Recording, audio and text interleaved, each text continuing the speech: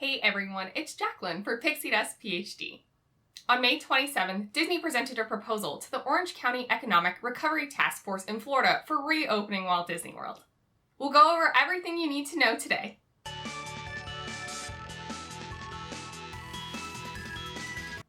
The proposal outlines a phased reopening with Magic Kingdom and Animal Kingdom opening up on July 11th, followed by Hollywood Studios and EPCOT opening up on July 15th. There will be limits to guest attendance in order to control density. The cap on the attendance was not announced, so we have no idea if it's 10% of normal crowds, 20%, 50%, etc. We'll have to wait and see. Theme park capacity will be managed through a reservation system.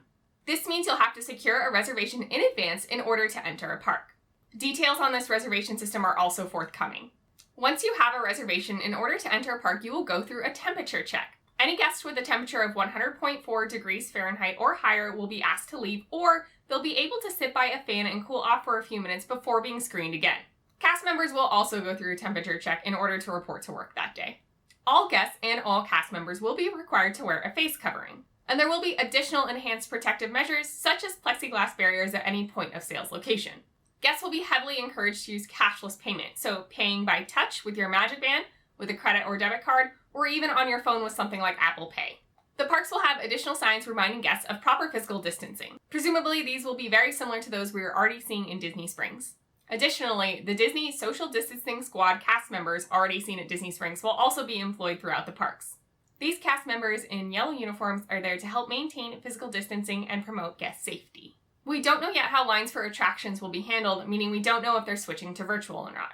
Additionally, we don't know how existing FastPass Plus reservations may or may not be affected. Characters will be present in the parks to entertain and delight the guests, but there will be no character meet and greets. Additionally, there will be no parades, no nighttime spectaculars, no makeover opportunities, and no playgrounds. For now, Disney is temporarily pausing new ticket sales as well as new Disney Resort reservations in order to focus on those customers who already have existing tickets and existing reservations.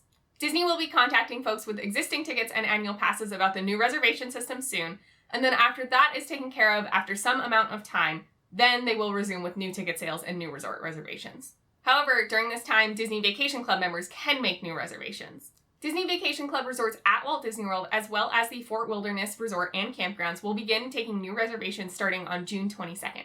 The Vero Beach and Hilton Head Disney Vacation Club resorts are opening back up on June 15th. This proposal was approved by the Orange County Economic Recovery Task Force yesterday, and now it will be sent to the governor's office for approval. That's the need-to-know information about the reopening, and we'll briefly go over how I feel about this plan. First, I just want to say that I don't have a stake in this. I do not have a trip planned. I did not have a trip that was canceled or had to be moved, so certainly I understand some people are way more invested in this conversation than I am. In my opinion, this really comes down to two things. First is your personal level of comfort with public health, and second is what you value when you go on a Disney World vacation. Everyone is going to have different comfort levels when it comes to public health. I personally have been taking this very seriously. As of today, actually where I live, the stay-at-home order is still in effect, and even when we move to phase 1 reopening, I'm going to probably continue to treat it mostly like a stay-at-home order. For example, I do have a partner and we have a dog. Typically, we would go on walks together with our dog, but around late March, I decided to stop going on those, and that way it limits our exposure to where only one person is regularly going outside. I live in a densely populated area, and it's just hard, in my opinion, to stay physically distanced from people most of the time. And also, there's been really variable uptake of wearing masks outside, and just in general, how serious I think people are taking this pandemic. So for me, personally, I've just been doing my best to really avoid any potential exposures as much as I can. I'm also just quite the cynic, where I really only think it takes a few people who will put their self-interest above everyone else's and above public health and public safety to sort of ruin things for a crowd. While I don't think maskless patrons will be too much of a problem at Walt Disney World, I do worry about the physical distancing aspect. And so choosing to go to Walt Disney World during this time of early phased reopening is electing to go into a densely populated public area where you definitely will have increased risk of exposure as well as potential contraction of COVID-19. If you're comfortable with that and you're super jazzed to go on your Walt Disney World trip, I'm so happy and excited for you, and I hope you have the most magical time. I just personally am not comfortable with that yet, and so I'm certainly not looking to book anything anytime soon. And the second point really is about your park experience.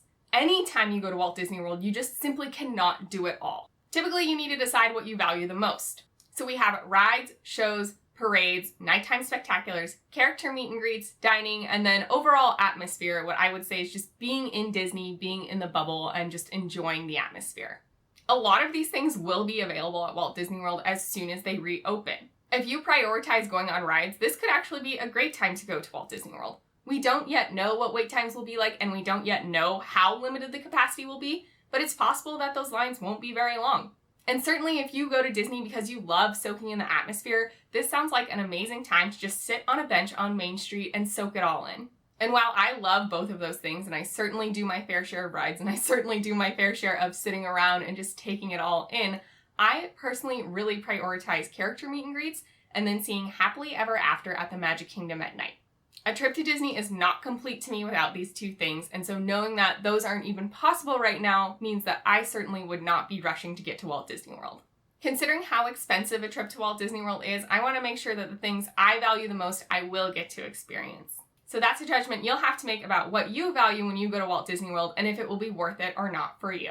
If you found this information helpful, please consider liking the video and subscribing to the channel. Ring the bell icon for notifications whenever I post new videos. My goal is to hit 100 subscribers, so I really appreciate any and all interactions with this video that help me get noticed by the YouTube algorithm. If you want to chat more regularly, you can find me on Instagram and Twitter at PixieDustPhD. If you had a trip that was canceled, when will you be returning to Walt Disney World? And even if you didn't have a trip that was canceled or pushed back, when do you think you'll feel comfortable going back to Walt Disney World?